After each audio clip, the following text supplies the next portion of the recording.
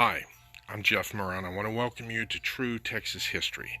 And today I'm going to be talking about the Battle of Medina, cultural cleansing, and more. Yesterday, August the 18th, back in 1813, the largest battle that ever occurred in Texas took place. A lot of times we want to think that the Alamo was more large scale, or the Battle of San Jacinto, or some of the other engagements, Battle of Galveston, Battle of Corpus Christi, because it was also the anniversary of that as well. We want to think that those were much larger engagements. I mean, even the Battle of Palo Alto. But no, the biggest battle ever fought in Texas was the Battle of Medina, and many people don't even know about it, and or know very little about it. And so that's why I was going to go ahead and talk to you about it today. Now, the other day I talked to you about the Guiterrez-Magee expedition, and didn't give you all the details, and that's still an ongoing thing. I'll have to give you piece by piece, but the Gutierrez-Magee expedition, a lot of volunteers came down, many from the American states, but also they were joined by some of the locals here in Texas, along with a lot of Indians. It was quite a combination of people. And this was, 1812, 1813, a war is raging.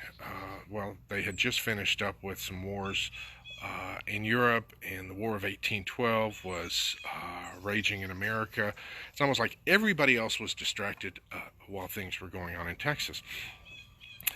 And at the Battle of Medina, the forces, the volunteers from America and so forth, they were known as Republicans. Now, during some of the events that took place and some of the intrigues, because there were British spies, British spies, MI6 type of double dealing was going on even back then, and they eventually changed themselves to the Army of North Mexico. They were still the Republicans, but they had changed. Some of the people had gone back to the States, but they were still a force to be reckoned with. At this point, they had declared the Republic of Texas, and this is one reason why I've given a talk before on 3 birthdays of the Republic of Texas, because there were several times that the Republic of Texas was declared, and the Gutierrez-Magee expedition was one of those. But to make a long story short, they were up against the Royalists, essentially the recruits recruited by Spain to fight their wars. Now, never mind, Spain was in shambles, with the Napoleonic leadership having totally messed up Spain. There was still enough Spanish structure and authority. I mean, the Spanish knew how to organize. If nothing else, they're some of the most organized and efficient colonists out there.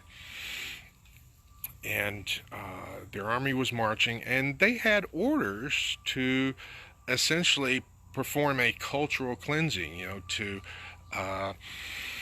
purge any influence of the Americans from off the territory as they were going through here. And so things were pretty vicious and pretty heated. And in the battle, the Royalists did prevail over the Republicans, and they got beat.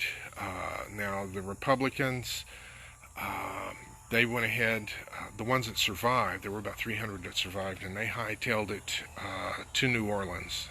And I'll have to talk more about what happened there in New Orleans. That's another fascinating story.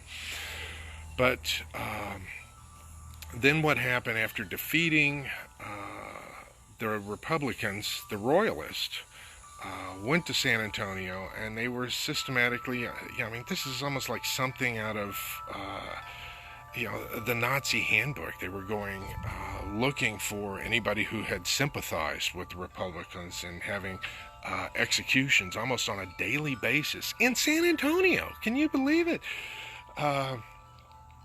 San Antonio was not always the city it is today. At one point, there were, daily executions going on, and the wives and the children of the Republicans were rounded up and put into a compound, and let's say they were not taken very nice care of.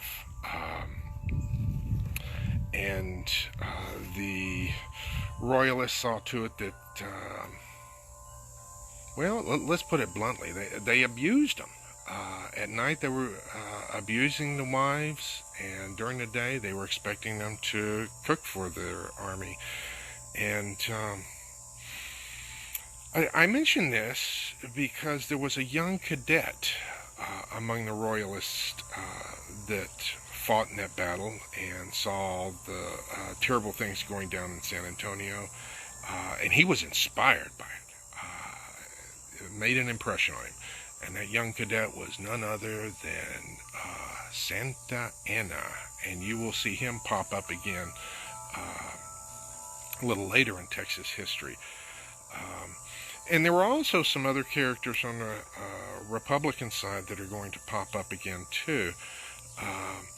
Because the fights with Santa Anna, the Battle of Medina may have been the first one, but it was certainly not the last engagement involving Santa Anna in Texas, and being vicious and cruel in terms of the treatment of people.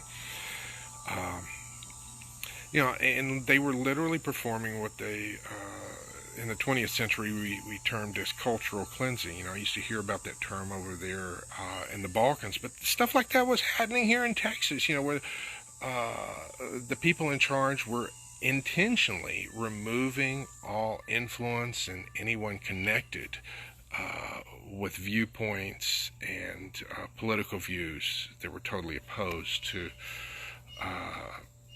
the powers that be. So this is nothing new, and it had been raging in Texas for a while. I mean, we don't want to think about that those things can happen, but yeah, it did. And the harsh treatment given to the wives and the children of the Republicans, especially some of those that had survived, this is part of what fueled a lot of the anger toward Santa Anna and also toward the Spanish authorities.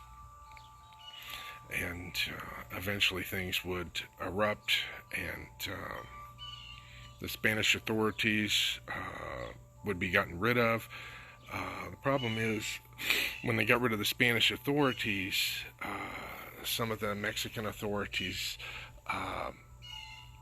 went a little gung-ho, and instead of just removing the Spanish influence, it became a racial thing where they were trying to purge anyone that did not have Mexican ancestry. More on that later. But the Battle of Medina and the aftermath of it is where these issues first started cropping up. And I wish more school children knew about the Battle of Medina. I think that it would open their eyes to the importance of Texas, and also that Texas had a history that existed, before the Alamo and so forth, because, while the American states were busy doing their thing, there were things happening in Texas, and people forget that. And I think if they were looked at concurrently, it would make a world of difference and help you develop a better worldview. But until next time, this is Jeff Murrah with True Texas History. I thank you for tuning in. I hope you enjoyed it, and we'll see you tomorrow. Vaya con Dios.